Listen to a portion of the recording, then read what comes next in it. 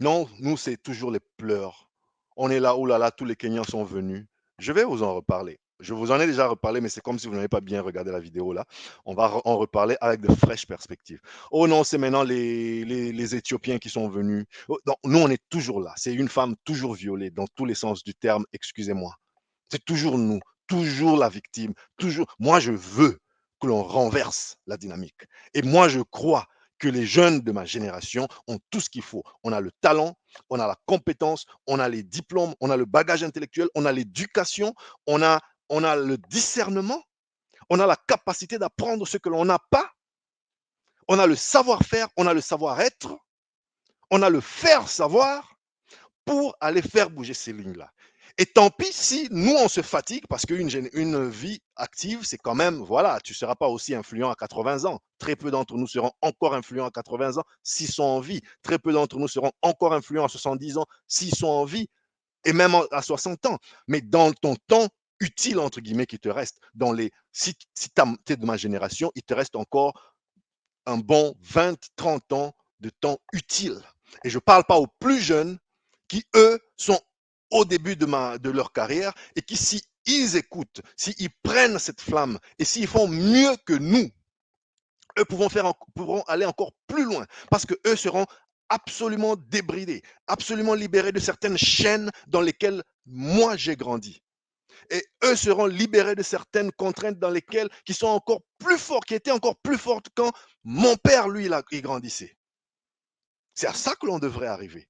Donc, tant pis si ma génération ne voit pas l'aboutissement de tout ce que je suis en train de dire, mais j'ai envie de savoir que les plus jeunes, ceux qui commencent aujourd'hui, les 20-25 ans aujourd'hui, eux vont bonifier cette œuvre. Ils vont faire mieux que nous. Nous, déjà, dans nos 20-30 ans de vie utile, si Dieu nous prête vie, on va faire mieux que les vieux qui ont tenté avant nous, qui pour la plupart ont échoué lamentablement, mais c'était peut-être pour d'autres raisons. Moi, je suis très indulgent envers nos aînés et très respectueux. Je pense que la plupart de nos aînés ont complètement échoué, économiquement, politiquement et tout, et pour des raisons diverses, mais ça n'est pas pour autant que je vais leur manquer du respect parce qu'il y a beaucoup à apprendre d'eux.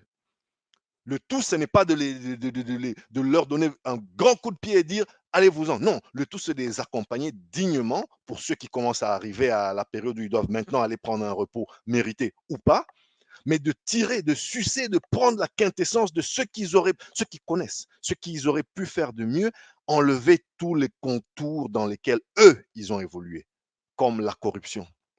Moi, je suis pratiquement convaincu qu'il y a nos aînés qui avaient de quoi mieux faire. Mais l'environnement dans lequel ils ont baigné les a comme absorbés. On n'en a plus jamais entendu parler. Si moi, j'évolue dans un environnement légèrement moins compromis, j'ai de meilleures chances. Même si peut-être sur le plan du niveau, eux peuvent être un peu plus élevés à moi, peut-être qu'ils ont eu une meilleure formation, peut-être qu'ils étaient des hommes bien calés dans leur domaine. Mais aujourd'hui, ce dont on a besoin, nous, notre génération, c'est pas d'être absolument calé dans tous les domaines. C'est de savoir très vite lire les temps, les signes des temps, comprendre les enjeux de développement, les enjeux de souveraineté. C'est pour ça que j'ai fait cet espace. Pour ensemble apprendre, comprendre et s'édifier sur les enjeux de souveraineté. Pas seulement les diplômes. Je n'ai pas parlé de diplôme ici. Je n'ai pas besoin de savoir quel diplôme tu as. Si tu veux savoir quel diplôme j'ai, va sur mon profil LinkedIn. Si tu veux, j'en parlerai, j'en parle parfois de temps en temps dans certains numéros. Ça n'est pas de ça qu'il s'agit. Il s'agit de savoir-faire. Il s'agit de savoir-être. Qu'est-ce qu'on peut faire de tout ce qu'on a acquis, tous les diplômes qu'on a accumulés ou pas, toutes les connaissances qu'on a accumulées ou pas, tous les pays qu'on a visités ou pas.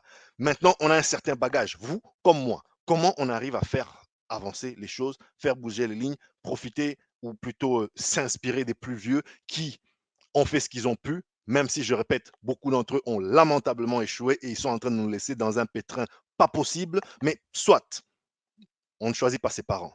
D'accord? On ne choisit pas ses parents. Moi, je ne me suis jamais posé la question de savoir est-ce que si mon père n'était pas mon père, si j'étais le fils d'un autre, ma vie serait mieux ou pas. C'est une question qui ne m'a jamais traversé l'esprit.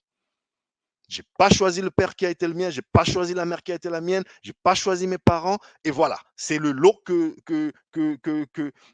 la Providence m'a réservé, c'est le lot que Dieu m'a réservé, et je fais avec ça ce que je peux Je ne sais pas si j'aurais été mieux si j'étais fils de tel ou fils de tel.